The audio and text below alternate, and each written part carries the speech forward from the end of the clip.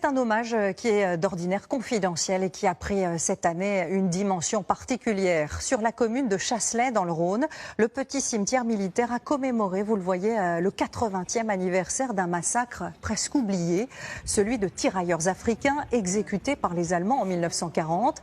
Un événement dont on ne savait pas grand-chose, jusqu'à ce qu'un collectionneur transmette il y a quelques mois des photos saisissante de ce moment. Marine Brossard, Bruno Chastanier, Gaël Charnet et Gaëtan Lecointe. Des albums photos de soldats datant de la Seconde Guerre, ce collectionneur en a feuilleté des dizaines. Mais dans sa dernière acquisition, il fait une découverte glaçante.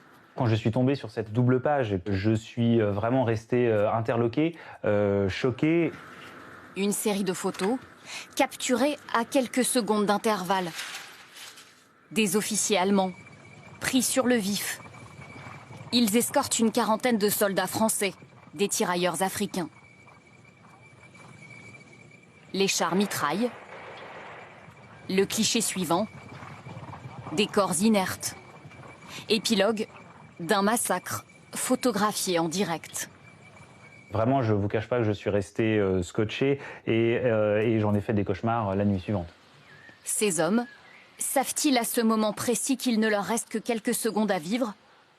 Les visages sont tétanisés. Leurs yeux semblent chercher des réponses dans ceux de l'homme derrière l'objectif. Le photographe était certainement au courant de ce qui allait se passer. Et on voit bien, ils sont tous prépositionnés, ils se parlent, ils s'organisent. C'est ce qui en fait un crime de guerre. Les Allemands savaient et ont programmé cette exécution. Ces scènes, un homme les localise immédiatement. En fond, le mont Verdun qui permet clairement d'identifier le lieu comme étant le lieu du massacre. Cet historien travaille depuis 20 ans sur le parcours de ces tirailleurs africains. Leurs corps reposent ici. 188 tombes, l'un des plus importants massacres de soldats noirs commis pendant la guerre. Les exécutions étaient alors quasi systématiques. Pour beaucoup de militaires allemands, ils n'étaient pas des soldats, pas même des hommes.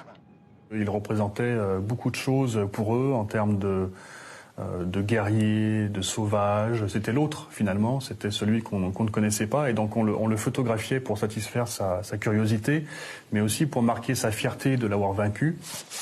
Après la capitulation, ces crimes sont réduits à des péripéties de guerre et ne seront jamais jugés.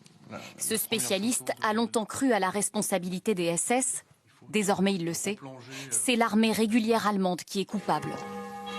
On a une preuve qui est indiscutable, qui va nous permettre d'aller chercher très précisément qui étaient ces hommes, puisqu'on a les marquages des unités, on a les numéros des chars, et l'étape prochaine sera de se rendre dans les archives allemandes pour tenter d'identifier les assassins. Comprendre, reconstituer l'histoire ignorée de ces soldats grâce à cette découverte, une chance inespérée, particulièrement pour le maire du village. Dans son bureau, il conserve précieusement les objets retrouvés sur les corps des soldats. C'est un peu de leur âme. Là, quand on voyait des courriers de cette nature, on se rend compte qu'effectivement, les soldats ont été blessés et ils sont morts. Puisque ce sont certainement des taches de sang sur les courriers. La seule chose que nous pouvons leur accorder maintenant, c'est effectivement de respecter le don de leur vie pour défendre notre territoire. Et donc la liberté, l'égalité, la fraternité de notre pays, qu'ils ont fait leur, alors qu'ils venaient d'ailleurs. Et voilà pour cette histoire incroyable qui a quasiment été oubliée pendant 80 ans.